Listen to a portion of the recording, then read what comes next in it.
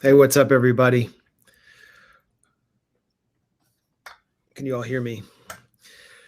It's the Gray Zone. We're live covering the latest out of Israel, Palestine. This is one of the most shocking days of the 11-day long military escalation between the armed factions in the Gaza Strip and the Israeli military. I'm sure everyone watching this is aware that at least 500 people, according to the Palestinian Health Ministry in Gaza, were killed in a missile or rocket strike on the Ahli Arab Hospital, which is maintained by the Anglican Church in Gaza City. Hundreds and hundreds were sheltering there. And many of those people, thousands were around the hospital who were displaced. The scenes are hideous out of the hospital. There are now massive protests across the West Bank. Mahmoud Abbas has announced he will not meet Joe Biden. Joe Biden was on his way to Israel to, quote, show solidarity with the Israeli military regime that has cut off water, electricity, and gas to the Gaza Strip. Wyatt Reed, welcome to the Gray Zone. How's it going? All right, just kind of taking all this in. It's obviously, as you said, a very disturbing moment, very troubling moment. Unsurprisingly, I think we're seeing kind of the usual suspects form and try to blame the victims, try to blame the people who were killed, try to blame Hamas, try to put the blame on Palestinians themselves. We've seen, I think, Clarissa Ward at CNN is kind of the latest figure to do this, but we've seen a number of narratives coming out from the Israelis now saying that it was a misfired rocket, or we're gonna Hamas look at did that. this intentionally, but it's definitely a very disturbing moment, and I'm a little bit at a loss for words, honestly. It's just really one of those days where you kind of takes the breath out of your lungs. Well, I have a lot to say about this and why I think it happened. But I think we first need to go through the claims by Israel and the video of the attack first. I think the first thing we need to do is watch the closest shot, which you tweeted. Weird. The moment of impact. Yeah, the moment of impact that you tweeted. Sorry, I'm getting some here with my computer. Okay, so here's the moment of impact. Everyone turn up the volume, listen closely, watch closely. We'll play it a few times.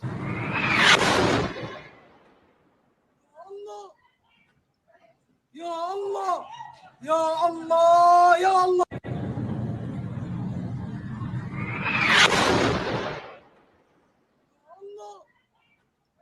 All right, that was an enormous impact. I'm going to play it one more time.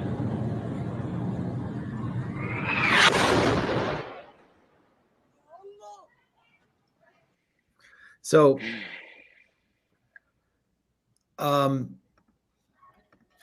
here's a comparison of a JDAM strike, which was a 500-pound bunker buster bomb, and that attack. Seymour Hersh has published a piece citing intelligence sources claiming that Israel was planning to carry out several JDAM strikes in the coming days.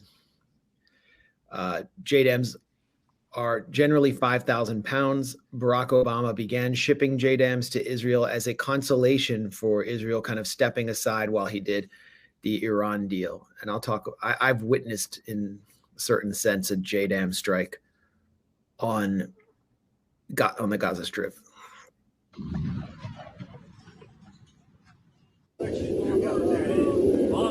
Bombs away.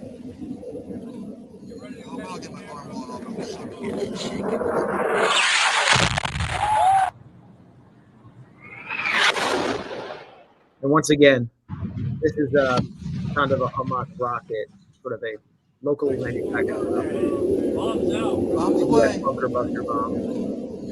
I'll get my arm blown off.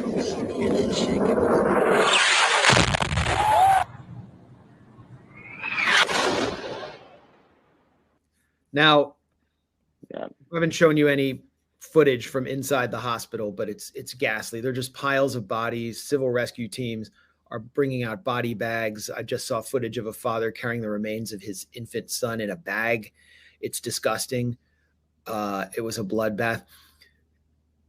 Here's what Israel is claiming. Israel is claiming this was a misfire by a Palestinian Islamic Jihad rocket. And here's the official claim. This is from two Israeli spokespeople. From the analysis of the IDF operational systems, an enemy rocket barrage was carried out towards Israel, which passed in the vicinity of the hospital when it was hit. According to intelligence information from several sources we have, the Palestinian Islamic Jihad is responsible for the failed launch that hit the hospital. And he's basically translating from the official Israeli army spokesperson, Daniel Hagari.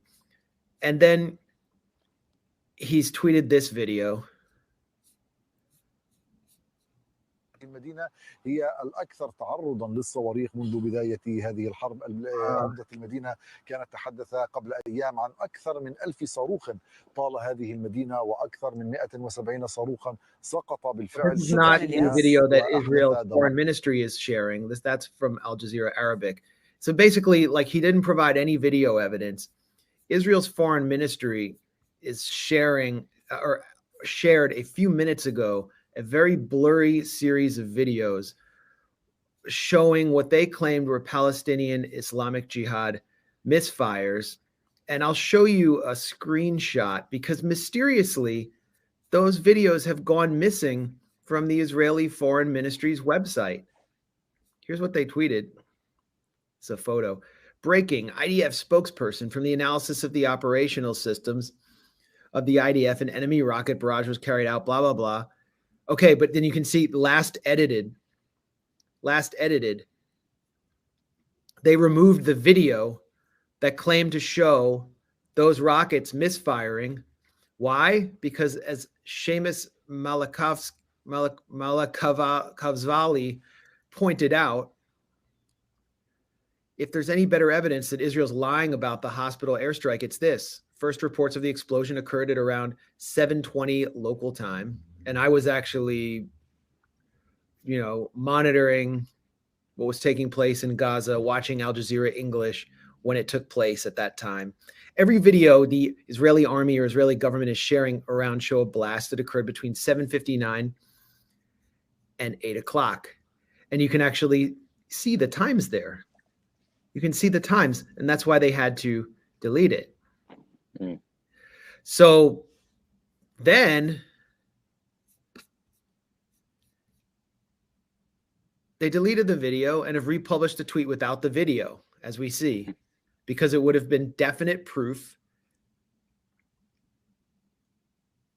that they misled. Yeah, and this new line that this was actually, some errant Hamas rocket that actually came about, I think, fairly recently. Their first initially, what they said was that the IDF is investigating the source of the explosion, like always, is prioritizing accuracy and reliability. And this was kind of the initial statements that came from a handful of IDF sources for the first hour or two. What was really happening in my mind is they were all getting on the same page, realizing, okay, we have to come up with some kind of plausible cover story that's at least going to distract people for a day or two. And I think that's what they settled on. So here's IDF, Israeli Army digital spokesperson, Hanania Naftali, before he got on the same page with everyone else. I guess he hadn't gotten the memo. Right. Breaking: Israeli Air Force struck a Hamas terrorist base inside a hospital in Gaza. A multiple number of terrorists are dead. It's heartbreaking that Hamas is launching rockets from hospitals, mosques, schools, and using civilians as human shields. This was sort of the justification that I expected to hear from Israel for the attack. And one of the reasons that I played that audio and video of the JDAM strike to give everyone a sense of what a JDAM sounds like is because I actually witnessed one while I was in Gaza City. I was conducting an interview in August 2014 and in a cafe in the Al Rimal neighborhood, which has been totally wiped off the map, totally leveled. And in an adjacent neighborhood called Al Nasser, Israel carried out a JDAM strike on a house because it was targeting its top target in the Gaza Strip, Mohammed Deif, who is the leader of he's the chief of staff of the Al-Qassam brigades, which is the military wing of Hamas. They've tried to kill him 5 times. He's severely disfigured. They wound up killing his wife and child in that attack, and he survived. But I heard that strike, and it was shocking for me to hear it. It was like the ground shook under me. I could actually see the flash of the explosion on the face of my interview subject. It was a distinct sound, and it's what I thought I heard when I heard the strike on the hospital. Now, again, it could possibly not be a JDAM strike. We're hearing from an Al Jazeera reporter on the ground that it was an unusual munition that contained many fragments and was actually lighter than other bombs that have been dropped and was able to cause a more incendiary effect. I don't know if he's referring to some kind of thermobaric weapon. But there have also, we should also know there are often misfires of rockets in the Gaza Strip, and they do land on Gaza, but we've never seen a massacre like this resulting from one of them because they don't pack the same level of explosive impact as Israeli missiles do. So they don't have the same technology. They don't have, I mean, that to me, the sound, that sounds like a supersonic munition. That sounds like something traveling faster than the speed of sound. You know, that sounds, and that's, as far as I'm aware, we haven't seen Hamas use any kind of munitions nearly that advanced throughout the course of this conflict. That to me is something that, definitely suggests this was an Israeli strike. Yes. Here's one of the main, Israeli propaganda sites attempting to publicize what they say is the Palestinian Islamic Jihad misfire. Gaza hospital bombed. IDF was not operating in the area. And here's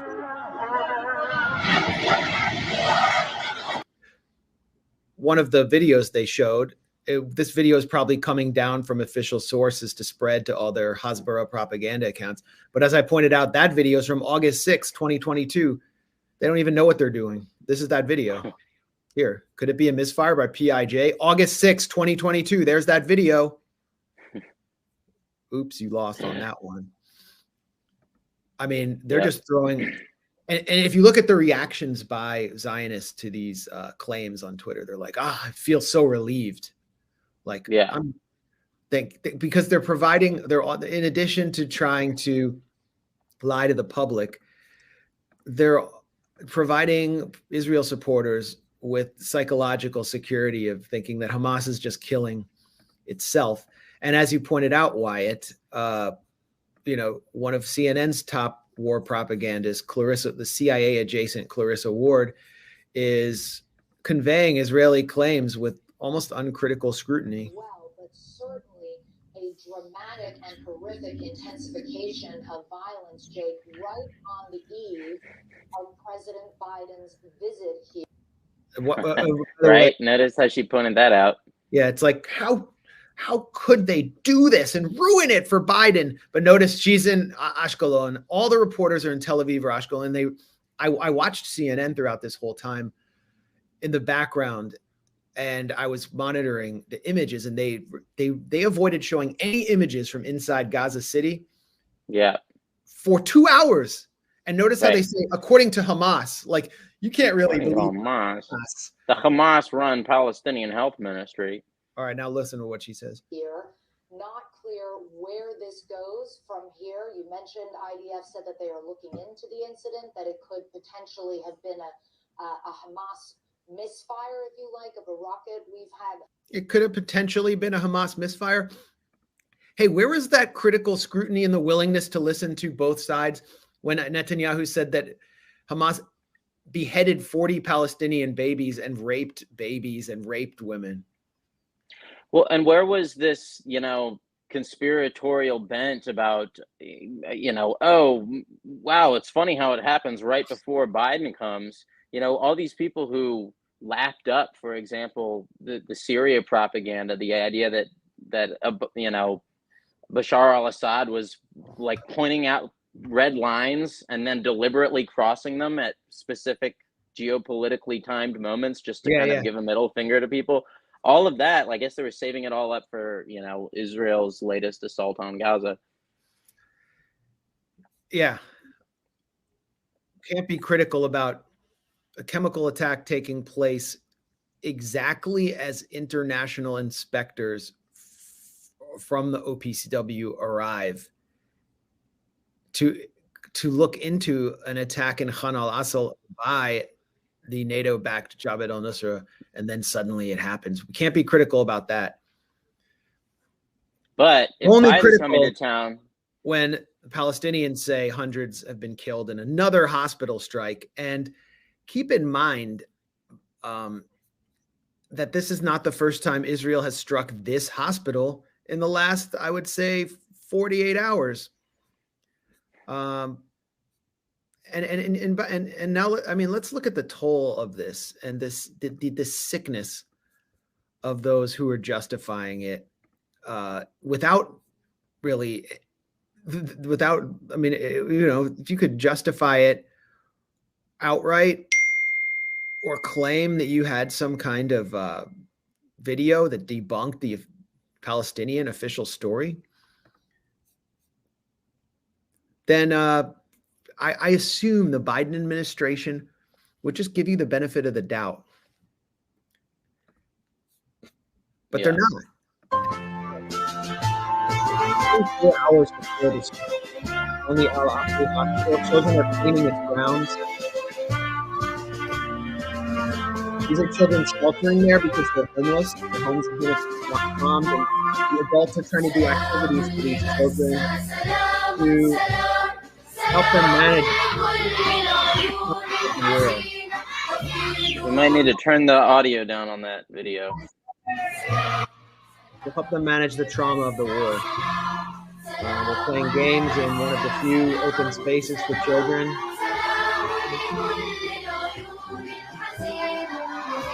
I mean, it's almost unwatchable. I can barely watch that. Well, it's interesting. This is kind of the first time we've seen any real space at all between the Hasbara bots, the kind of vast army of trolls on social media, and the Israeli government itself, which is clearly backtracking, which I kind of agree with you.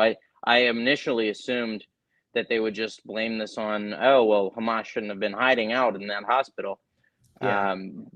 But I think it became very clear that this was kind of a red line for a lot of people. We've seen extremely heavy condemnations from Qatar, from Saudi Arabia, and also from within the United Nations as well, at various levels.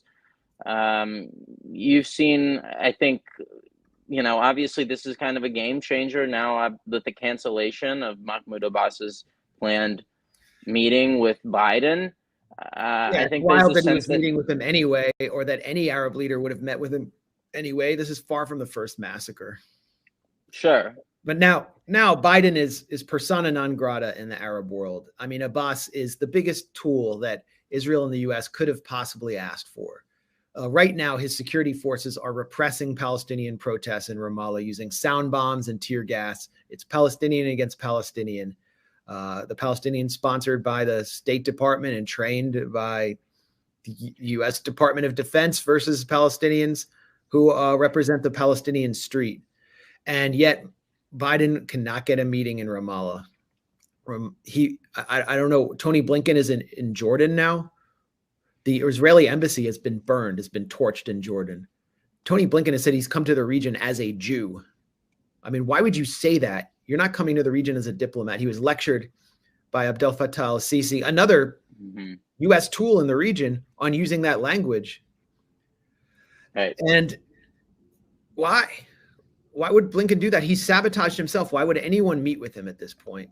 And then you have Netanyahu himself showing contrition, signs of contrition. When was the last time you saw Netanyahu delete a tweet? Well, he deleted this bonkers,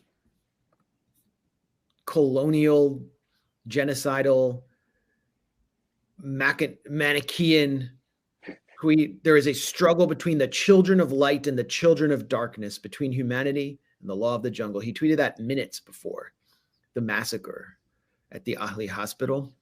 I think like that's the kind of tweet where even Goebbels would be like, "Yeah, you're laying it on a little thick there." Yeah, I mean, and that's the language Netanyahu's been using. That's the language you've been hearing from the Israeli government. That's the language that we've been hearing from CNN. I saw Israel's president, Isaac Herzog, who comes from more the left of the spectrum, the liberal spectrum of Israel, got a softball interview from Wolf Blitzer the other day, former AIPAC researcher. And this was a day after Herzog had said there are no Palestinian civilians in Gaza. They are collectively responsible. And at the end of this propaganda interview, Herzog says, this is a battle between good and evil. I mean, this is Israeli government messaging. Then Dana Bash comes on, who is just an ardent Zionist. She's just letting her Zionist freak flag fly this week, and said, it was an amazing interview, Wolf. And what he said about this being a fight between good and evil, well, that's very telling. And I mean, she just endorsed that point of view. Oh, and then on the law of the jungle, basically they're the savages. We are the civilized white ones. Bomb them. All targets have been approved by the Israeli Army High Command. That was another statement we heard out of the Israeli government. All targets have been approved. And as I said at the beginning, this won't stop until the desire for blood vengeance of the Israeli public has been satiated for the attacks on October 7th and the humiliation to the Israeli military. So maybe this was it. And so I have a few theories about what could have taken place there. Sorry, someone corrected me on, well, the timing of this is very interesting, right? It's the same day that the U.S. Central Command chief arrives in Tel Aviv. It's very clear that this was greenlit at a pretty high level from the United States. I don't know what to make of it. I'd like to hear your theories, honestly. Well, let's be as conspiratorial as possible, and you can kind of fill in some of the broader outlines here about Israel appearing to be reluctant to actually send ground troops into Gaza. I think if they send ground troops in, they're going to take heavy casualties. Hezbollah has threatened them and told them, if you go in, we will join the fight. Haaretz, one of Israel's major papers from the liberal Zionist spectrum, published a headline, when Nasrallah, the spiritual leader of Hezbollah, appears on screen, it is judgment day for Israel. Then Israel faces an existential threat to its existence. So I don't think Netanyahu wants to send ground troops in. He's already politically possibly toast along with his right-wing coalition. So what if, we're to be very conspiratorial, this strike 24 hours before Biden came in was an effort to force Biden to compel a ceasefire so that Israel's leadership has plausible deniability for having a ceasefire imposed on them by the U.S., so that they don't have to send in the ground forces and pay the price. And they can still save face with the far right. Yes.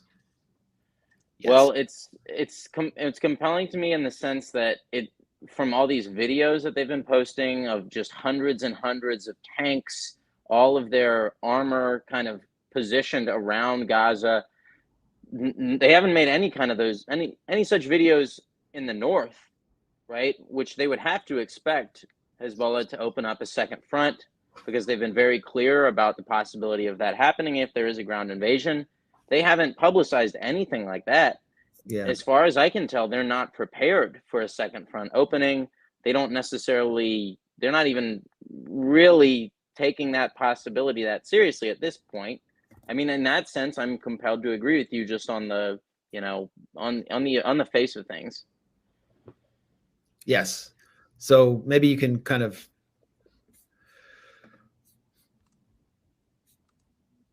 walk us through, I mean, what we've been waiting for and been told what was supposed to happen, which was an Israeli ground assault. It hasn't happened.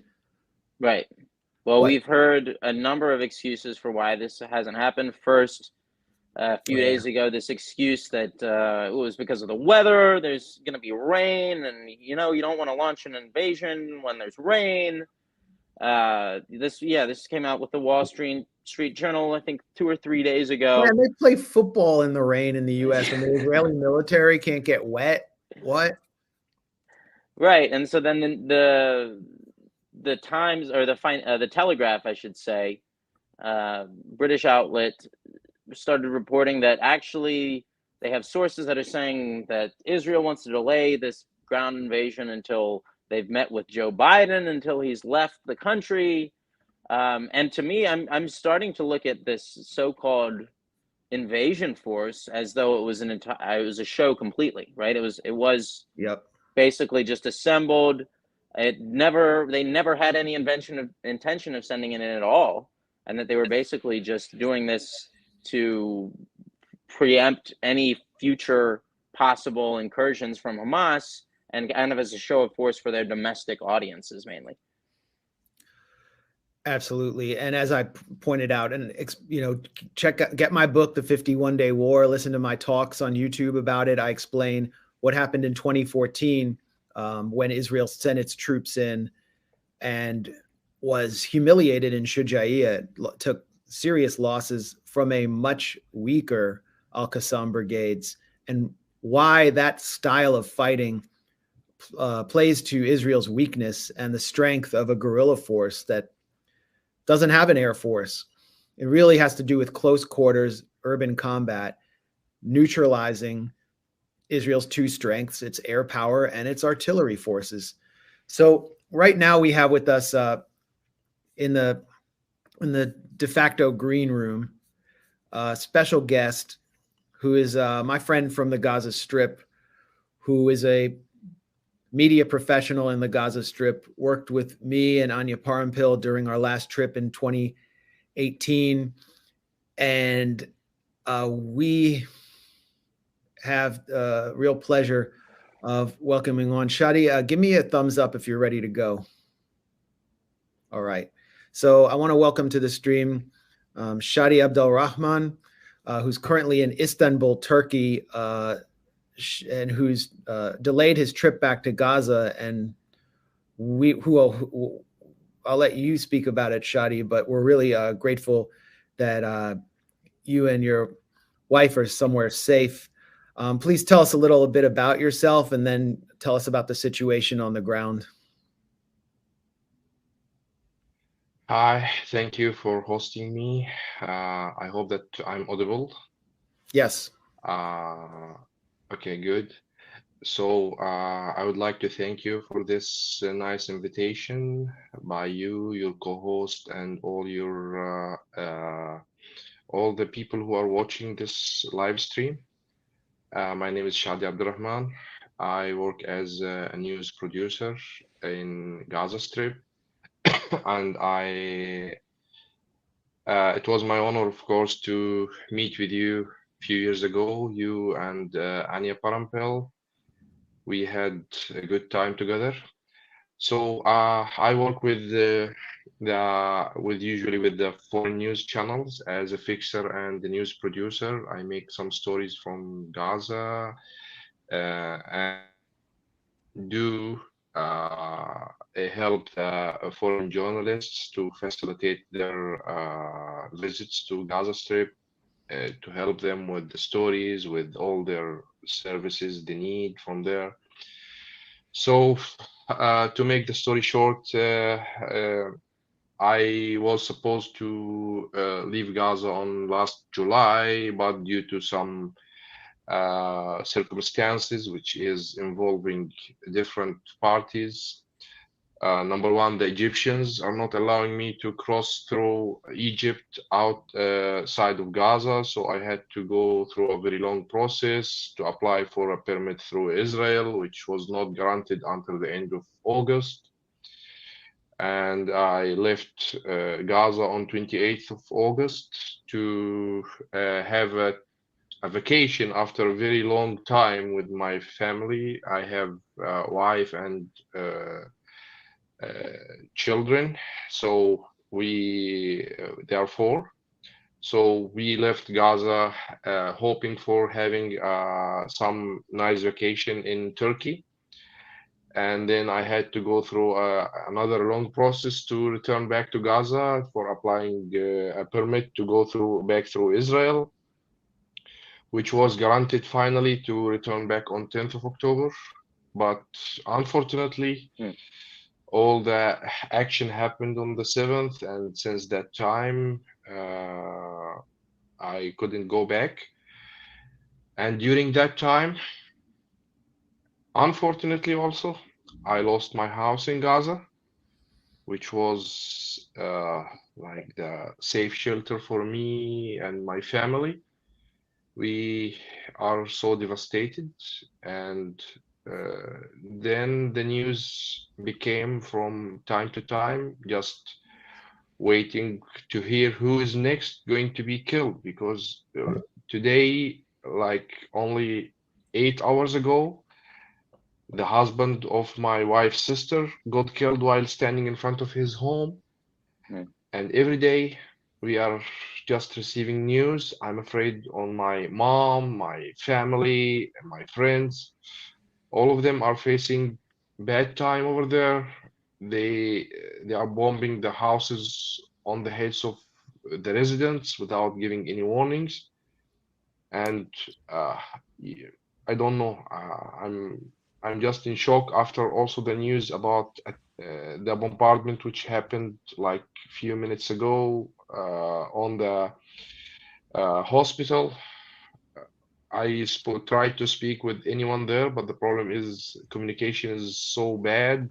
They have deactivated everything. Internet is not working. Telecommunication network is not good at all. I'm unable to contact anyone. We are just like getting some 1 or 2 minutes of calls, and then the lines are being cut, and we cannot reconnect again. So can I ask? Go ahead, sorry, I was going to ask. Can you tell us when the last time you were able to speak to a relative, a friend, a loved one was? You're still getting some calls, but they just go out immediately. My family, my mom and sisters, they left their house in Gaza City. They moved to another house of it was our very old house, which we left long time ago. It was like in a family building in the middle of Gaza Strip. And that place is, we consider ourselves lucky, at least, that they found a place to live in during these days, because Israel already announced to all the residents of Gaza Strip, of Gaza City and northern of Gaza, that they should move to the south. So at least I consider them at least lucky that they could find some place to stay, while there are thousands. And when I say thousands, it is not only like a couple of thousands. It is like hundreds of thousands are already displaced. They are staying in UNRWA schools, in hospital yards, in any place which they think that it could be safe, and even those places are not safe. The last time I was able to speak with my family was yesterday for only like 2 minutes, and then the line was cut and I was unable to contact them again. Of course, internet is not an option, so I'm trying to call them through international calls, but it is still not going through. We are so worried all the time. We are just like watching the news, and when we are hearing that there is a bombardment in a close by neighborhood, we just pray to God that it shouldn't be our family. Of course, we don't wish that this happened to anyone, but it is, in the end of the day, it is, they are our family, and they are the close ones. So we hope that nothing bad is going to happen to them. The problem is that there is no place in the Gaza Strip is safe, and literally no place is safe. They don't care about if it is United Nations sponsored place or it is some place which is a hospital which is being protected by international law. They don't care about international law. And we're speaking to Shadi Abdul Rahman, who is a Palestinian journalist, media professional from the Gaza Strip, who happens to be in Istanbul and is able to talk to us. Shadi, you mentioned to me the other day that Israel gave a warning before destroying your building, but they gave a warning to the wrong building, and that you lost several neighbors in that strike. Yeah, in that night, actually, they targeted the building. It was around 3:30 a.m. So we heard the news that they gave a warning to a building in my street. Why this? Not every warning is coming into the news, but this building, which they spoke about in the news, is a famous one because it is having so many journalist offices, including AFP office. So that's why it was announced that they gave a warning to that building and they evacuated that building. So the way they are giving the warning is so unreliable because they called someone who is not from the neighborhood. He was from a neighborhood next to ours, and they asked him to go to that neighborhood, to that certain building, and inform them that Israel army is going to target that building in the next 15 minutes. So that man, he doesn't, he just knows that they told him Hiji building. Hiji building is the building which is having the AFP office, not my building. So he went there, he started like knocking on the doors and informing people that get out, this building is going to be hit in the next 10 minutes or 15 minutes. So everyone left the building, and they, because they are journalists, they are in love of taking the picture. So they placed their cameras. Some of the journalists went to the side of my building and some others went to the other side. Those who are the lucky ones who was saved, who went to the other one. So they placed their cameras and people in the street started gathering, waiting to see what's going to happen with that, because it is a very big building. It is not a small one. It is like an 8-story building. And our building was a 7-story building. So while they are standing there, not the other. Can you imagine that? We are waiting to see building A being destroyed, and we are waiting at building B, but actually they targeted building B. So at that time, 2 journalists who were standing in front of the building, they got killed immediately, and some of the neighbors who were around the street, even the people evacuated our building just in case that if anything may, because of the big explosion, the buildings around can be affected. So they left there, which is, I thank God that this happened. Otherwise, the damage would have been more, and more people would have been got killed in that building. And so 3 of my neighbors, they died immediately, and one of them was lost. They found him the next day morning when they were trying to figure out where he is, because he was reported lost. They found him like he flew away with the explosion, and he was there was a car which was like upside down, and he was under that car, a dead body, and he was only 22 years old. And my neighbors, two of them are brothers. They were living with me in the same building, and I can't imagine. One of them is a father of two very nice children, and I can't imagine how these children became orphans now.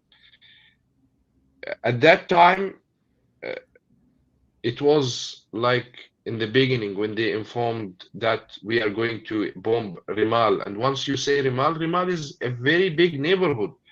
It is like half of Gaza City is Rimal neighborhood, and it is like one of the most decent neighborhoods in Gaza. It has like expensive buildings and nice offices. So I don't know why was the targeting. It was like that. And in the end, that building was not targeted. The one they informed, they targeted my building. We saw in the destruction of the Haji Tower the killing of 4 journalists who were covering that attack. Yes, 2 were killed immediately, and 2 were injured. And I think that, you know, the problem is we are unable to follow the news because hundreds of people are being killed every day. So we cannot like follow the exact news, what is going on. Like you start checking about one story, and then a bigger story is happening somewhere else. The internet and the cutting of the internet has affected a lot the coverage of the news from Gaza Strip. We are unable to follow exactly the breaking news, what's happening at every moment, because of the internet service, which is not working there properly. Well, I remember working with you and several other journalists in Palestine Tower, and that has been subsequently destroyed by Israel. It was all the media offices in Gaza there. That was in a previous assault. And Wyatt, you were saying something? Sorry, the sound was breaking. I didn't hear the question. So I wanted to ask, it sounds like you're saying basically nowhere is safe, right? It doesn't even matter if it's a hospital or a UN school. Basically, it seems like nowhere is safe. And in light of this, obviously, the Israeli military issued this order, 24 hours to evacuate all of the northern Gaza Strip. I'm wondering if you know anybody who decided to do that. Is that something people there are speaking about trying to evacuate? Is it even a possibility? The thing is that they started giving like about the areas which should be evacuated, and once we are talking about the areas they gave for evacuation, it is not small areas. Like Gaza and Gaza City and northern of Gaza is having like a very high population. They are more than 1 million person. I cannot give exact figure, but they are above million person of population. So when they gave that instructions, so you are telling people to move to the south, and this is what the people have been. Not everyone has left. I have to be honest. Not everyone decided to leave his home, but when they tried to do that, and while they were on the main road heading to the south, they did strike a couple of trucks. You know, people are unable to find cars to go to the south. There are big numbers, so they are sitting on like big trucks, like on vans, any type of vehicle they can find to go. So they attacked that, and around 70 persons got killed in that attack on the southern of Gaza City. So they are telling them to go to the south, and when they are going to the south, they are attacking them. And one more thing is that they are telling people go to the south, and people are going to the south, even those who make it and reach to the south, but they're still bombing the south. So it is like, it is crazy. No one is stopping this mess. Nobody is able to tell to Israel to stop. No, everyone is just saying to them that we stand by Israel. We support Israel to defend themselves against Hamas or against innocent people, those who are being killed through all that time. So according to the official numbers, which being announced, around 3,500 people got killed approximately until now. And more than half of that number is of women and children. Can you imagine that? More than half. So are they militants?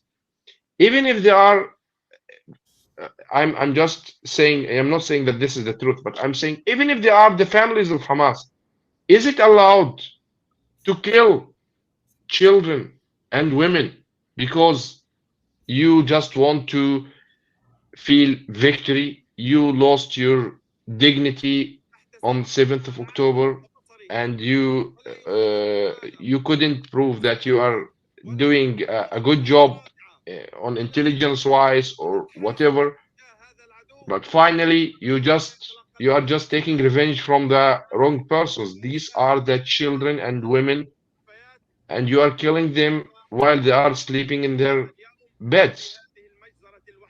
So yeah, I can tell no place is safe. No place is safe in Gaza. What, we were watching images from the press conference outside the Al Ahli hospital, and the doctors are standing in a pile of bodies of dead children, completely surrounded by dead bodies. I've never seen any. This I've never this seen this anything like that hospital before. this hospital is called Al Mamadani Hospital. Yeah. It is being funded by the church, the Christian church, and this is the oldest hospital in Gaza City. So I remember that hospital when I was a child.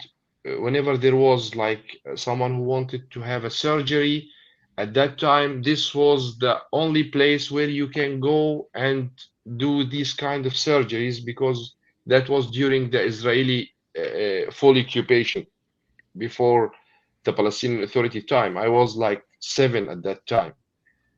And that hospital is also located in a very highly populated place.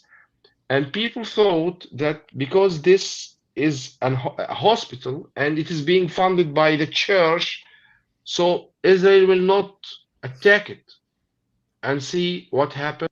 And they just come and say, we already gave them a warning that you should evacuate that hospital. I can't believe that. I really can't believe that. And it's a warning that doctors have very publicly said, no, we're not going to abandon our dying patients. We're not going to leave our patients on their beds that may become their deathbeds. We're going to continue treating them, and kind of defying Israeli authorities in many cases. And in some ways, this looks like just a real, I don't really know how to even describe that kind of action, but basically an effort by the Israelis to say, you know what, we'll do anything. There's no line that we will not cross.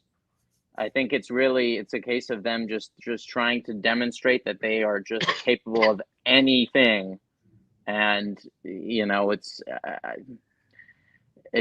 just horrifying, is what it is. This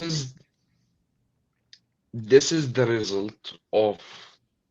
We have a very old Arab quotation. It says, if you are safe from punishment, you can do anything. This is like the translation of that. So this is the result that no, through the past 75 years from our Palestinian struggle against occupation since 1948, Israel have been committing different crimes against international law, against the Palestinian people, and they never had any punishment because they are having all the time the Western veto by their allies. They are sure that United States, France, UK, who are having the right of veto, are not going to leave them alone. And even when there is a resolution, they never obey that. They never uh, follow those resolution. It is just being kept in the drawers because there is no punishment. They don't care about the international court. They don't care about any kind of crimes against humanity or genocides they are doing. They killed, like in 1967, they killed war prisoners and nobody punished them.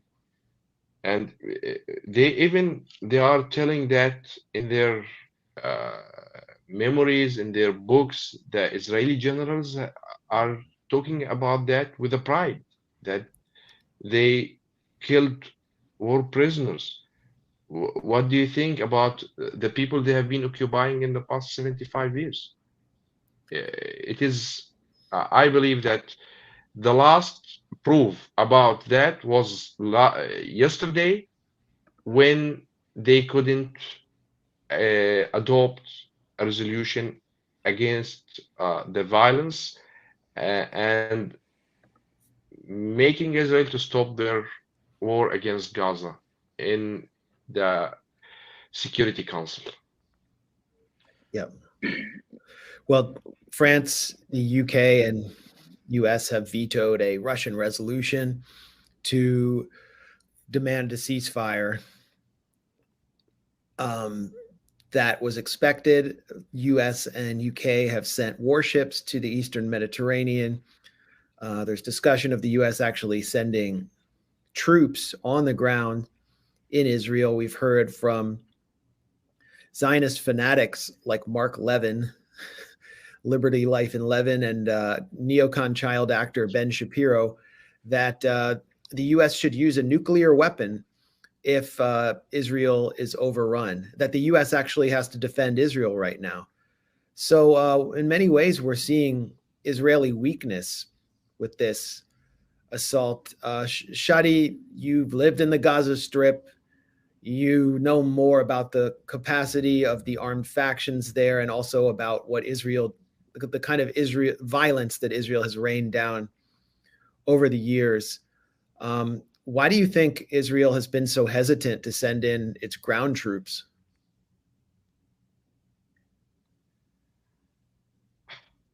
I will tell you something. According to Gaza geography and the high population, plus I believe that Israeli armed forces are not well trained to do such kind of to face such kind of guerrilla war in the streets of Gaza. In the history of Israeli army, I believe that all their defeats were all the time in the cities. When they tried to invade any Arab city, like in Beirut, they couldn't win. In Gaza, in 2008-2009 war, they couldn't do anything. And in Jenin, they finally made a siege and they destroyed the whole refugees camp at that time. They demolished the camp. Again in Gaza 2014, I have been there. I was covering the war, and I believe that they have a problem, which is about their soldiers. They are unable to face to fight face to face. Their soldiers would like to use like technology. They love, I was one day I was talking with in my field, we come across some Israeli journalists. We have some talks. So one of them, she confessed to me that she used to be working as a drone operator. And she told me, yeah, she told me that they used to consider that they are playing a game like a PlayStation. So she's operating a drone, an armed drone, and that armed drone is targeting people, killing people, but actually she sees a screen and she thinks that she is just like playing a video game. That's it. So once it is something related to technology, yes, I can say Israel can make a victory. But when it comes on ground, most of their army soldiers are coming from backgrounds which is having more luxurious life than, I'm not saying luxurious life in comparison with all the world people. So people in Gaza, they are living with very limited. Yes, so we're having a little trouble with the stream here with the with Shadi's Wi-Fi, but essentially what he's saying is that in a ground confrontation, and it's what I was saying up front, in a ground confrontation, Israel would face Hello? yeah, hello, welcome back. Uh, Basically saying Israel would face guerrilla fighters from a distance of like 15 meters or less, coming out of tunnels, coming out of various areas, and no, they cannot. They cannot. They cannot stand in front of that. I have to tell you that they delayed their ground invasion several times, and I believe that it is only because they are not sure that they are well trained to do this. One Right. more thing I believe is Gaza brigade, which was around supposed to be, they are specialized in fighting Gaza. They are all gone in the first day of 7th of October. yep, They were defeated. So those who are being called now are the reserve, and these soldiers, Israel people are all a reserve. All those who are, I guess, under 40 years old are a reserve. So yesterday he was sitting in some workshop or in an office doing his job, and now he has to carry a gun and fight a Hamas fighter who is playing on his own ground, in his own tunnels, and he knows the geography of this place. These soldiers are not ready to do that fight. That's why Israel, I guess it is enough for them what happened on 7th of October. So I don't think that they are ready to accept one more defeat in Gaza, the fighters of Hamas again. Well, you said you covered this situation from the ground in 2014. So can you tell us a little bit about what that looked like? Obviously, the death toll from the current Israeli siege and bombardment has already exceeded that. But in terms of just the exchange of fire, can you walk us through a little bit what that was like in 2014? Why do you mean the Israeli? That was the last time Israel invaded the Gaza Strip. You're referring to that? So yeah. In 2014, we were not sure about what is happening because we don't consider every time Israel bombard Gaza that it is a war. Okay. Right. Because we are used to this. It happens all the time. So sometimes we just call it is just a small military operation. Sometimes it's just exchange of fire for 1 or 2 days and it will finish. And one more thing is the war of 2014. It didn't start in Gaza actually. It started in the West Bank when there were what is so-called for Israeli teenagers. So this is also giving the names. 19 years old is a teenager, but a Palestinian 14 years old could be considered as an adult and he can be put in trial for throwing stones. Anyway, it is not our story now, but they were kidnapped and then they accused that Hamas is the one who is responsible for this. And they started the bombardment and the clashes. So we were hoping that it's going to finish at any time. That's why it lasted for 51 days. And the thing is that I believe within the past 10 days, Israel bombed Gaza more than what they did in the 51 days war in 2014. I believe you had 600 dead children in 2014, and you've had in 51 days and close to 1,000 children killed in 1 week. Exactly. So they were just sending messages that we are going to invade. Then they do not invade. That was what I remember happened 9 years ago. That they starts with kind of what they call it military traps, or they are trying to show that we are going to attack from this side while they were preparing to attack from another side.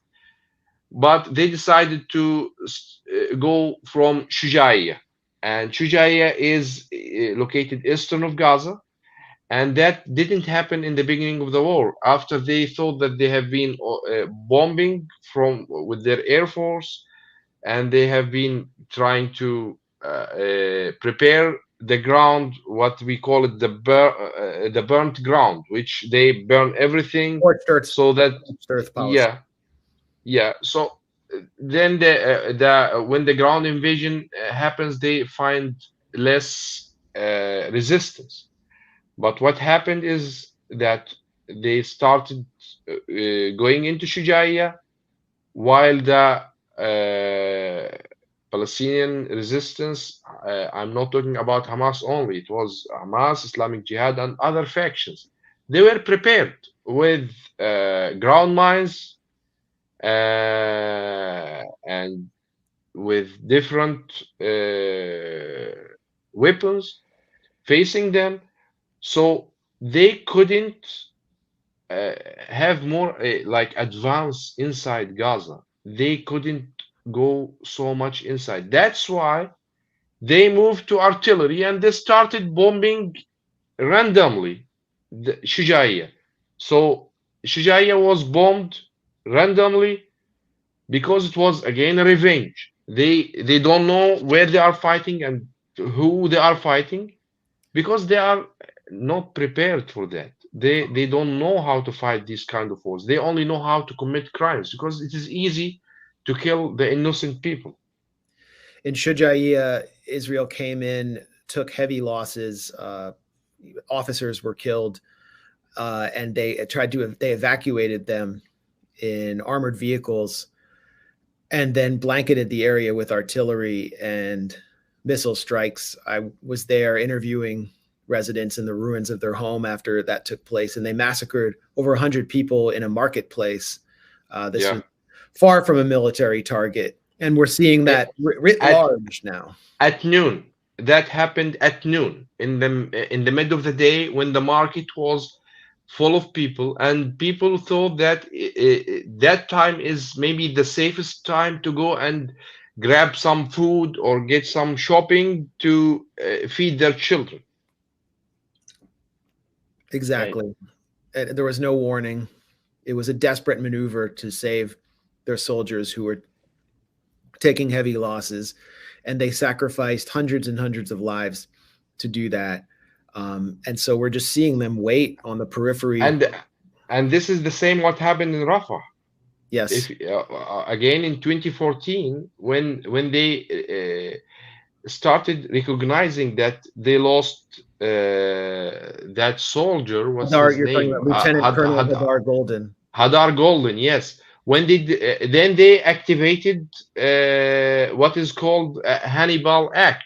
The Hannibal They Directive. bombed, yeah, the Hannibal Directive. They bombed Rafah heavily, randomly, because according to that directive, that they have to kill those who kidnapped the soldier or the officer, and also the officer. So he shouldn't be alive. He should be just kept as a body. And in that day, hundreds of people got killed because I interviewed myself, a mom who lost her baby. She was like running, trying to escape from her house, and she was carrying her 9-month-old baby. And she said that I don't remember what happened. Suddenly, I felt like I'm flying, and then I woke up in the hospital, and I knew that I lost my 9-month baby. It was when she was talking about that baby and about what happened to her, because they were using a kind of ammunition which was burning everyone being hit. She showed me a little bit of her body that half of her body is being burned, and she was just running in the streets carrying her baby. Yeah, I found the remains of thermobaric weapons in Hosea, east of Khan Yunis, and visited Rafah after that attack and found 500-pound bombs made by, I believe, General Dynamics. I mean, you'd see the shrapnel and it would say made in the USA all over the ground, and everything was destroyed. And it was all because one soldier from a elite Ashkenazi family in Israel, significant person, was taken, and they killed him deliberately. He was wounded under this directive that had been secret under Israeli military law until then, called the Hannibal Directive. And so we have to ask questions about what lies in store for the captives in Gaza. It's said to be there's said to be 200 of them. I don't know if that's true. We saw one of them, a French Israeli captive who had surgery to repair her arm. She spoke today. It's leading all the newscasts here in the US instead of the hospital being like massacred. And it's very clear Hamas is making an appeal for this exchange and for negotiations. But 20 of those captives have been killed in Israeli bombing. And so that was another 22. And that was another theory that I was entertaining about the attack on the hospital, is that they were attempting to actually kill the captives to avoid this kind of negotiation. Well, that's something that some of the hostages have already said. They've already come out and said publicly that those of us that were killed were killed by Israeli forces, not by Hamas fighters or by Palestinian resistance fighters. So, yeah. Yeah, Shadi, what do you think about the possibility of a deal for the captives and whether Israel wants them or not? I tell you something. Since Gilad Shalit swap deal, there was a belief in of the Palestinian factions that the best way to release the Palestinian prisoners who are being who are in the Israeli jails or detention centers or whatever you want to call it is a big swap deal. And it proved through the history of the Palestinian struggle against Israel that this was the best way always to get those captive out of prisons. So the numbers, I don't see that the numbers are too much having difference, having too much difference between what Israel is saying and what Hamas is saying. Hamas is saying that we have around 200 and there are around 50 more or less with the other factions, because it is a real miss. There is a kind of miscommunication also between the factions. This is my own believing. I'm not giving information, but I can tell according to the situation happening there and according to my experience that there is a miscommunication. That's why Hamas doesn't know the exact number of the captive. Right, because Palestinian Islamic Jihad has some captives, and they don't. Yeah, and maybe there are some other smaller factions are having some number. We don't know exactly, because in that day of 7th of October, after Hamas started their operation, then everyone participated.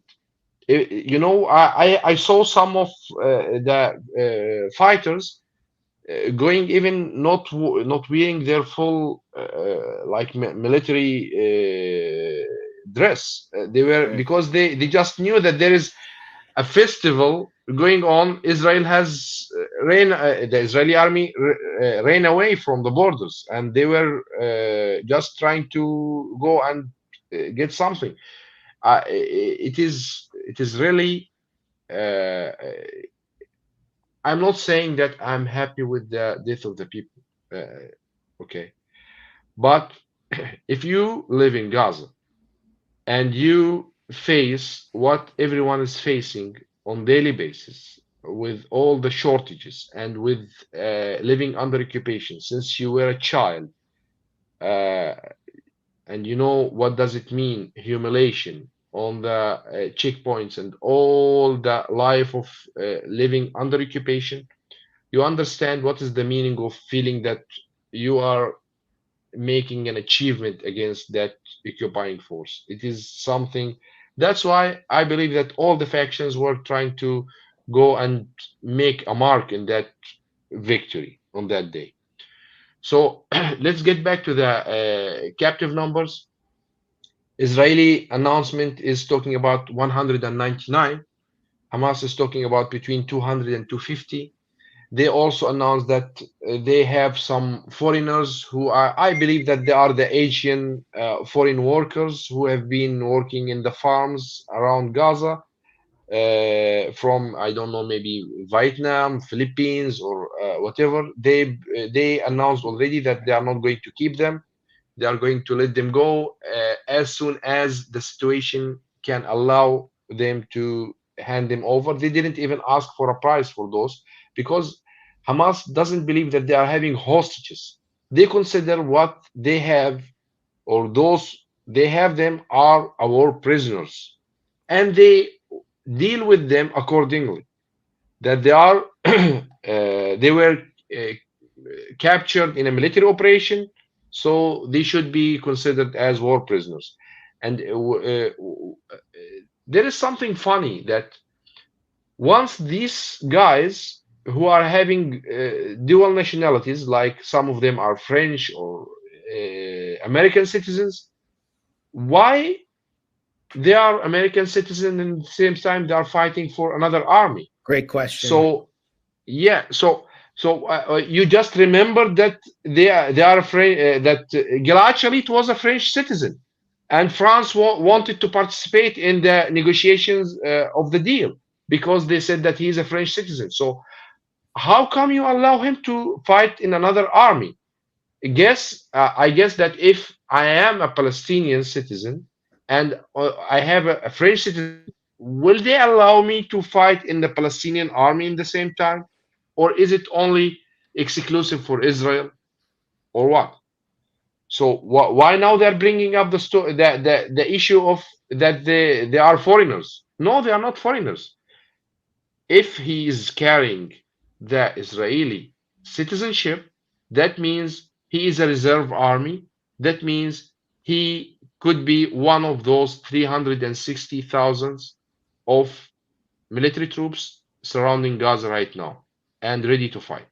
Yeah, we actually sent a reporter to the Pentagon briefing today, Liam Cosgrove, to ask about that. How many of the American captives were actually Israeli Americans who were active duty combat in the Gaza division, reservists, because they and the State Department have not said so. They have avoided giving those kind of details. Unfortunately, Liam was not called on. He told me the briefing was packed, and actually the spokesperson was getting beat up pretty hard by the journalists. I think there's sort of a lack of patience now that they see they're starting to see images of this slaughter in Gaza. Because lies has no legs. Yeah, they are telling lies and then trying to cover up their lies with new lies, then new lies. That's why once you are telling lies, you start forgetting what you were saying in the beginning, because it is all are only lies. So the stories about children got killed by Hamas, I'm not in position to defend Hamas, but I'm a journalist. I work in news, and I believe that if you want to tell a story, you need to prove it. And until now, I only heard talks about children being beheaded and girls being raped. I haven't seen any interview with a raped girl, Right. to tell how the Hamas animals raped her. Well, so this was, So we're talking about a military operation that was essentially a blitzkrieg. Go as far as fast as you possibly can. And so now we're supposed to believe that Palestinian resistance fighters decided to stop and I guess ritualistically slaughter and chop the heads off of babies and then rape some women and then go back to, I guess, fighting. maybe take a nap too. Maybe take a nap while they're at it. It doesn't really pass the smell test to me. I believe that Hamas guys didn't expect that big victory.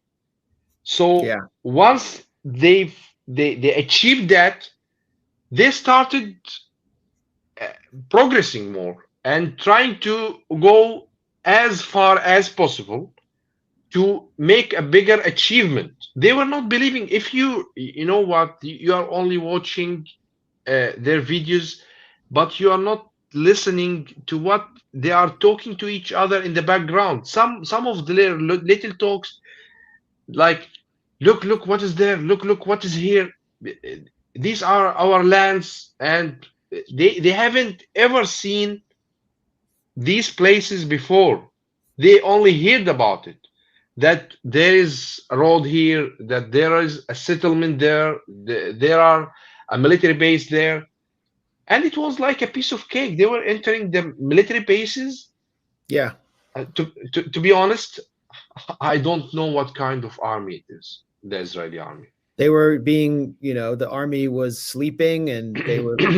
It looked like there was no one on guard. We actually did see an Al-Qassam team attack the Nahalaz base in 2014 and basically wipe it out and return with a Tavor rifle. I was at the Al-Qassam press conference in Gaza where they displayed that rifle. But this was on another scale. Every single base around Gaza was overrun. It looks like they were completely routed. It didn't look like there was any resistance. They didn't seem to have any guards on duty. Partly because they were all up defending the settlers in Huwara, right? So many of them. No, I mean, there were bases there filled with people. I mean, and by the way, the US media showed this. There has someone to be on watch. This is what I believe. This is ABC of military, that there is always someone on watch, someone who is on duty. Yeah. But what we have seen is that there are only sleeping soldiers, those who are I don't know, maybe they were over drunk or celebrating over the night. I don't know what happened, but what I have seen, to be honest, is not shouldn't be called an army. Well, here's something from someone who was briefly taken captive, but it looks like the Al-Qassam unit surrendered in the course of the firefight. Her name is Yasmin Poret. She's an Israeli who gave this interview, which had been basically wiped from the internet. I actually got a copy of it myself, but David Sheen, our friend, is an Israeli journalist who translated it. and it's up on Electronic Intifada. And I believe more of the interview is going to be released soon. And essentially, she's saying that Israeli soldiers shot Israeli civilians after engaging Al-Qassam. The Yamam Special Forces teams came down, and a lot of people died from friendly fire. We've been seeing tons of friendly fire incidents in the north. שעה מאוד מאוד מתוחה והרגשנו בפחד שלא יתואר, ואחרי שעה הם מצליחים לפרוץ את הממ"ד ומוצאים אותנו, את ארבעתנו, לבית ליד, שכבר בו שבו 8 בני ערובה נוספים. אנחנו מצטרפים לשמונה האלה ואנחנו הולכים לדרך כ-12 בני ערובה עם 40 מחבלים ששומרים עלינו. אני מקצת לך את הסיפור קריאה, הם מתעללים בכם? הם לא מתעללים בנו, הם נהגים עלינו בצורה מאוד אנושית. זה אומר שהם שומרים עלינו. כן, מה זה אומר אנושית? שומרים עלינו, הם נותנים לנו לשתות פה ושם, כשהם רואים שאנחנו בלחץ, הם מרגיעים אותנו. הייתה תחושה מאוד מאוד מפחידה, אבל אף אחד לא התנהג אלינו. למזלי, לא קרה לי שקרים איומים ונוראים. נכון, אבל אחרי שעתיים, בקיצור, לא היה שום גורם ביטחוני איתנו, אנחנו אלה שהתקשרנו במשטרה יחד עם החוטפים, כי החוטפים רצו שהמשטרה תגיע, כי המטרה שלהם הייתה במהלכה, אחד המחבלים החליט להיכנע, זה מחבל שיצר איתי קשר במהלך שעתיים, אני יצרתי קשר עם כמה מהחוטפים, אלה ששמרו על הבני הערובה, והוא מחליט להשתמש בי כמגן אנושי, הוא מחליט להיכנע, אני לא מודעת לזה באותם רגעים, זה בדיעבד, הוא מתחיל להתפשט, הוא קורא לי ומתחיל לצאת איתי מהבית תחת אש, אני צועקת בזמן הזה לימ"ק שהם יכולים לשמוע אותי שיפסיקו לראות, ואז הם שומעים אותי ומפסיקים לראות, אני רואה על הדשא של בגינה של האנשים מהקיבוץ, שיש 5 בני ערובה ששומרים או 6 על האדמה בחוץ, ממש כצאן לטבח מול הירי של הימ"מ שלנו והמחבלים. הטרוריסטים ירו בהם? לא, הם נהרגו מהחילופי ירי, מאוד מאוד קשים. כוחותינו ירו בהם? שניסו לחסל את החוטפים, את החמאס? חיסלו את כולם, כולל הבני ערובה. היה שם חילופי ירי מאוד מאוד קשים. אני משוחררת בסביבות השעה 5:30, ב8:30 כנראה מסתיימת הלחימה, אחרי שהיה חילופי ירי. She's saying undoubtedly it was the crossfire that led to the deaths, and we saw also before you respond, Shadi. You need to understand. 7th of October is a day which Israel will never forget, because it was a total failure for their intelligence and for their army, for all the administrations of that so-called Hebrew state. They were thinking all the time that, like, the Israeli army were firing on each other because everyone thought that they are Qassam fighters wearing Israeli army uniform. Yeah.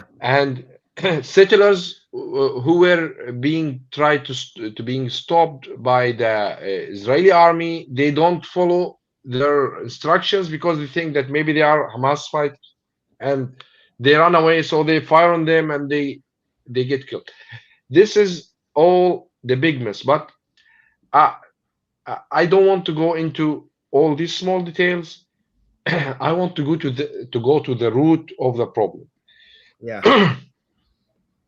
The root of the problem is that there is an ugly occupation against the Palestinian people, and that occupation has been supported by some superpowers for a very long time, and they need to understand that the Palestinian people came to the point that they have nothing to lose.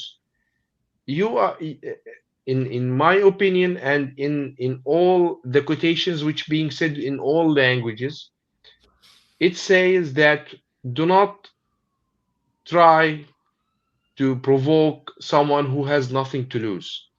And this is the Palestinians. In the past 2 years, Israel was all the time killing innocent people, killing children, attacking Al-Aqsa Mosque, making new settlements. And this new settlements it is just showing that Israel doesn't want a resolution there. They do not believe in that. They just say about the two-state resolution or the two-state solution, but it is not. They are not working on making that happen on ground. So,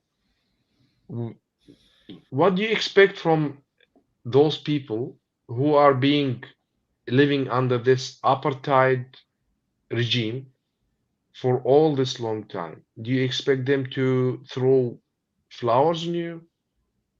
I am sure that if there are some wise people there in Israel, they should have been seeing that coming, and they should have been preparing for that by working in a better way to solve the issue.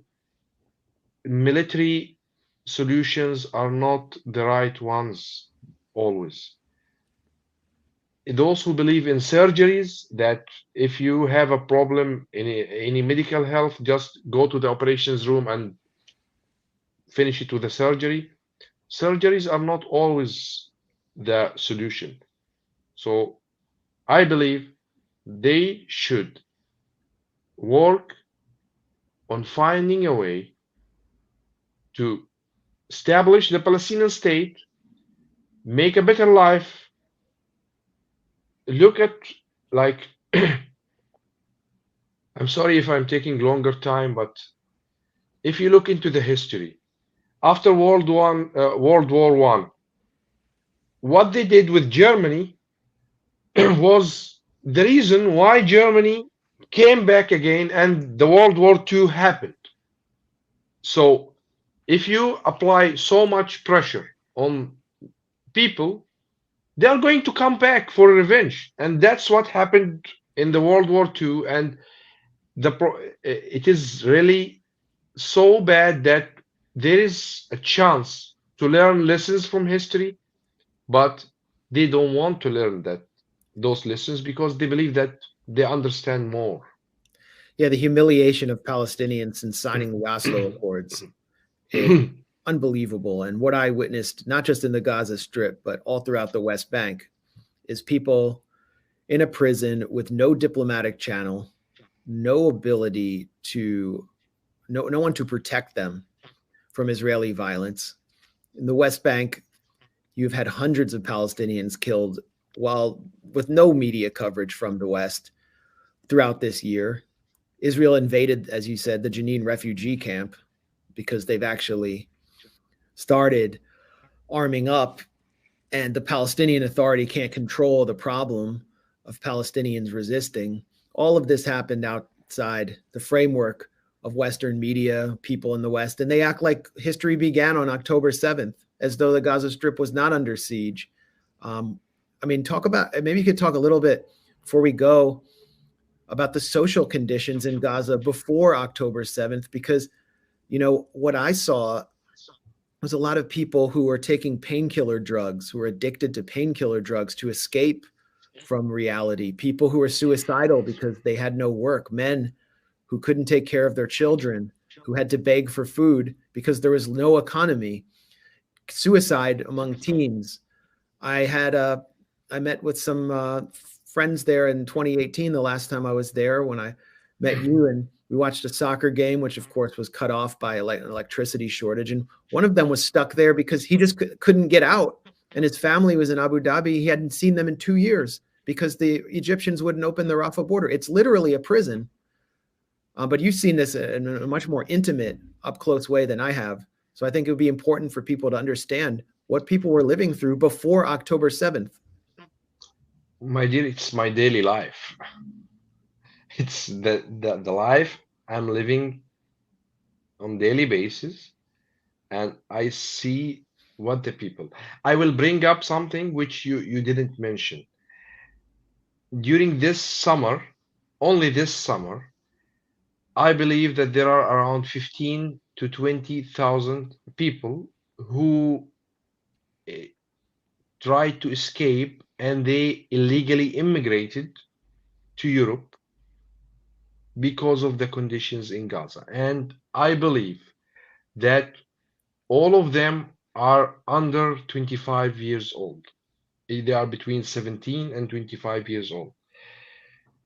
Painkillers, tramadol, and all this kind of chemical kind of tablets or painkillers they are using because it is cheap. They cannot get like heroin or the expensive kind of drugs. This is what is available over there.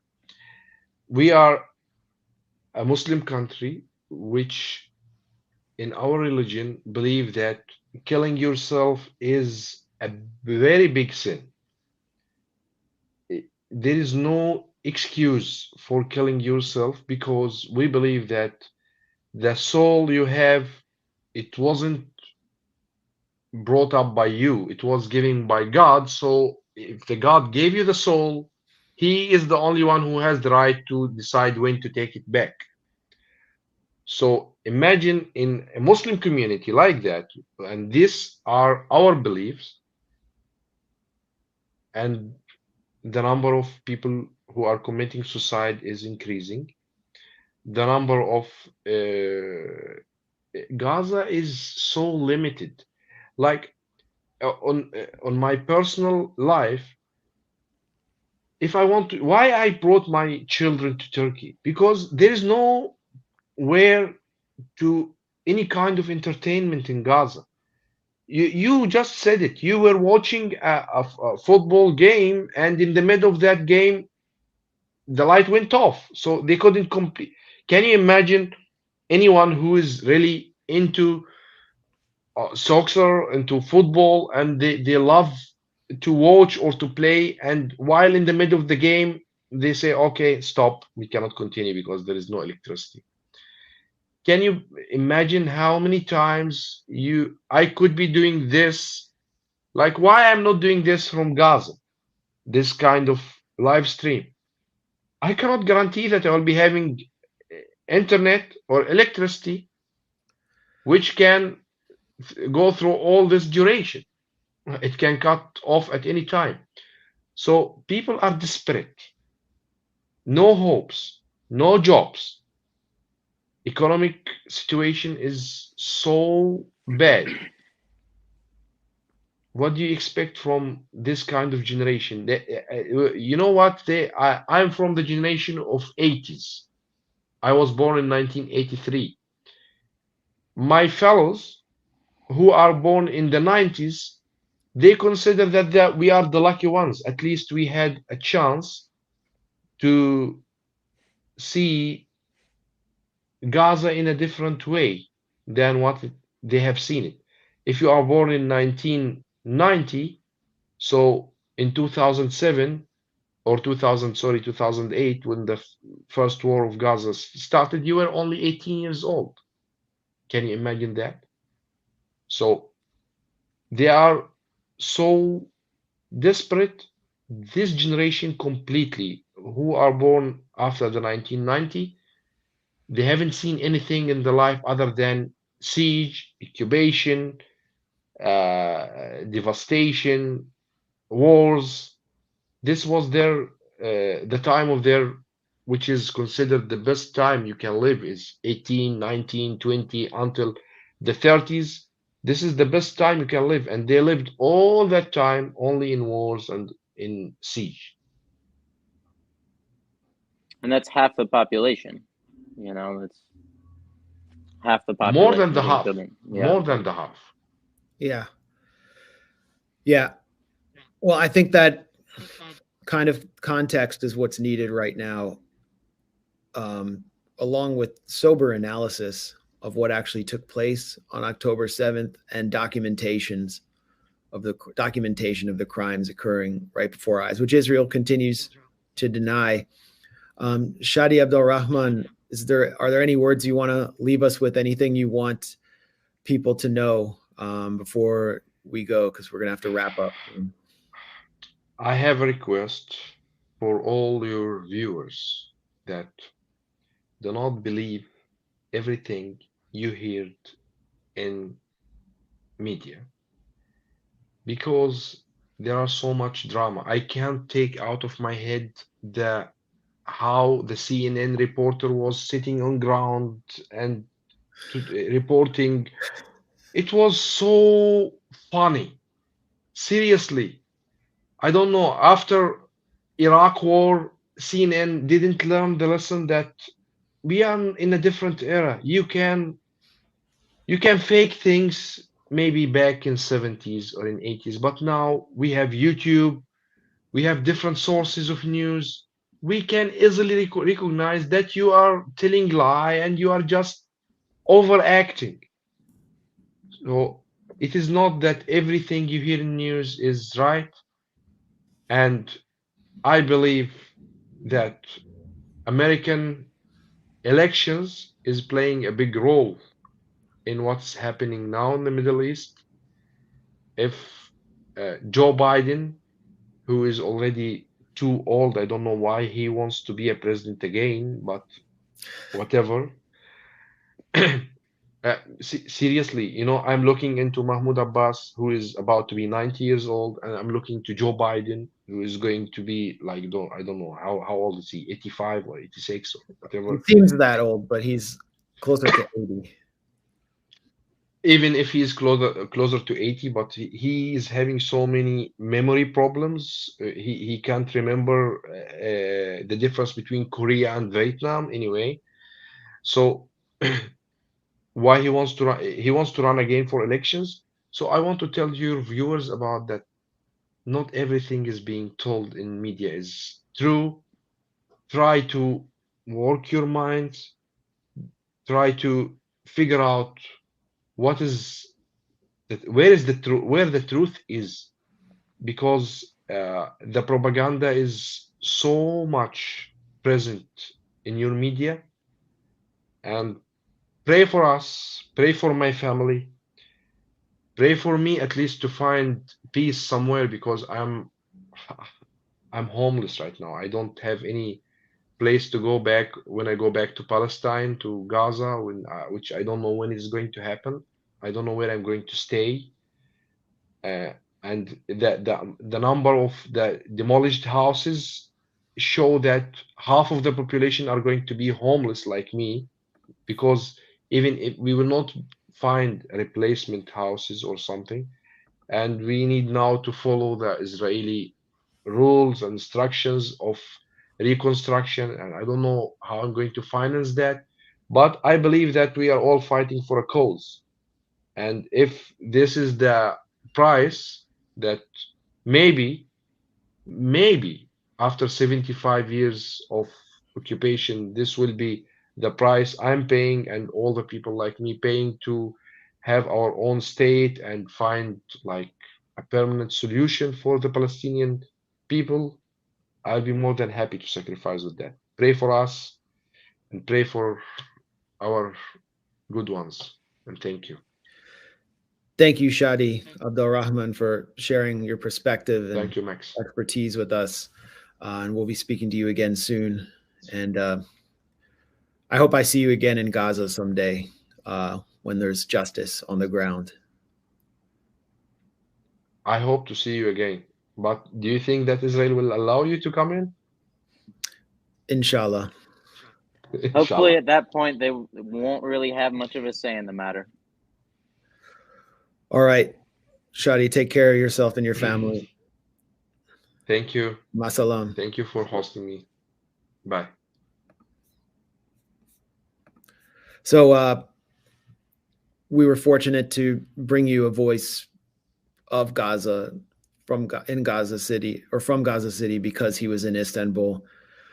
And we don't know if Shadi would even be alive if he had not delayed his trip back, or his trip back hadn't been delayed. And I wonder how many people I know there are going to make it through. One person I was thinking of was Dr. Sohail Hams, who is at the Kuwaiti hospital. I interviewed him in 2014, right after the Black Friday massacre. And he showed me the ice cream freezer where he was had to store the bodies of babies that had been killed by Israel in August 2014 because the mortuaries had been filled, and he treated patients on the floor. He's currently treating patients with his staff on the floor because the hospital is overrun with wounded, and Israel is demanding that they evacuate. This is in the zone that they're telling everyone in the north, the 1.1 million, to evacuate to, and they're trying to evacuate a hospital there, and they are refusing to evacuate. The message from Gaza is, we will stay. We will never leave. And that is the culture of Palestinians, the culture of sumud, steadfastness. There's been a continuous 70-year plus project to push them off their land. We're seeing it take place right now. We're seeing Biden go tomorrow to authorize and green light and celebrate what would be one of the greatest acts of ethnic cleansing of our time. And we're seeing Palestinians resist in every way possible by staying in their homes, even if it means staying in their hospitals, even if it means being massacred. And the fight continues in the U.S. There will be major protests in Washington on Wednesday, I assume in cities across the country, but especially in Washington. And I think Israel and Biden are in a very difficult place right now, as we discussed. So we will continue to follow this. I'm on the road right now, but I'll be back. We'll be back on Friday for another stream. And I'll definitely be checking in with Shadi as well as every source on the ground I have. Wyatt, anything you want to add before we go? No, I think it's incredible that we're able to hear from somebody affected that way. Obviously, it's going to be very difficult to get people that are actually on the ground because, as we know, electricity is shut off, very little internet. I think when people do have the chance to charge their devices, they're making calls to loved ones briefly, only being able to speak for a minute or two at a time. So I think it's incredible we're able to speak with somebody who was able to at least kind of explain the gravity of the situation and who has lived through and witnessed another war, another Israeli siege on the Gaza. Now what we're seeing now is obviously 5, maybe 10 times worse, if that's even impossible to imagine. But just, I'm going to be keeping him in my thoughts for sure. Well, I remember Condoleezza Rice, as Israel initiated its assault on Lebanon in 2006, announced the birth pangs of a new Middle East. And Israel was dealt a bloody nose, smacked upside the head, and sent back packing by a much weaker Hezbollah force than today.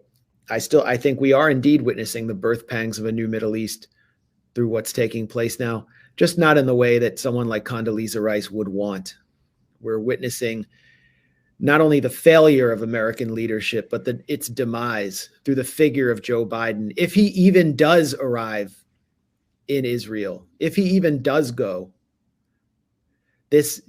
we're witnessing the demise of American empire.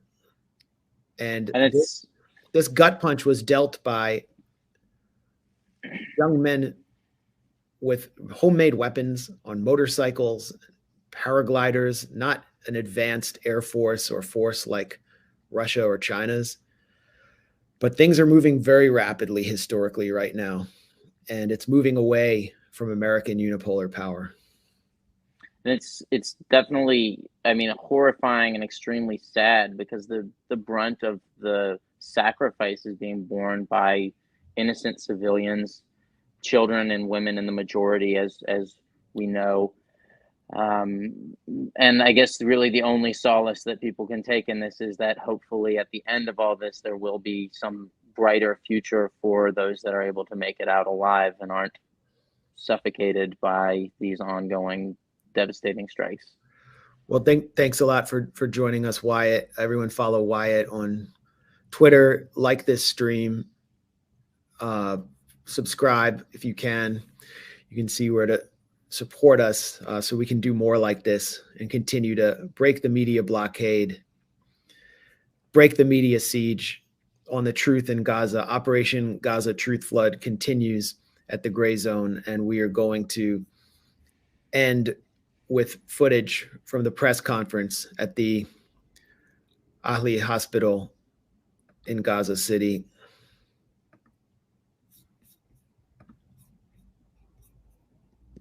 لأقول لهم وللعالم أجمع اليوم هذا العدو الذي يهدد هذه المستشفيات تحت سمع العالم وبصره، ولا يحرك العالم ساكنا، ولا يتخذ إجراءات رادعة، ولا يتخذ إجراءات حاسمة باتجاه هذا العدو، فإنما كان يتلقى العدو رسالة اطمئنان ورسالة سماح بأن يقصف المستشفيات. وقد أتم هذا الأمر في هذا اليوم، في هذه المجزرة الوحشية التي قل أن نسمع بمثيلها في العالم الحاضر، وإنما نسمع عنها في تلك العصور البائدة التي تحكي قصص الوحشية والفاشية التي يتمثلها اليوم هذا الاحتلال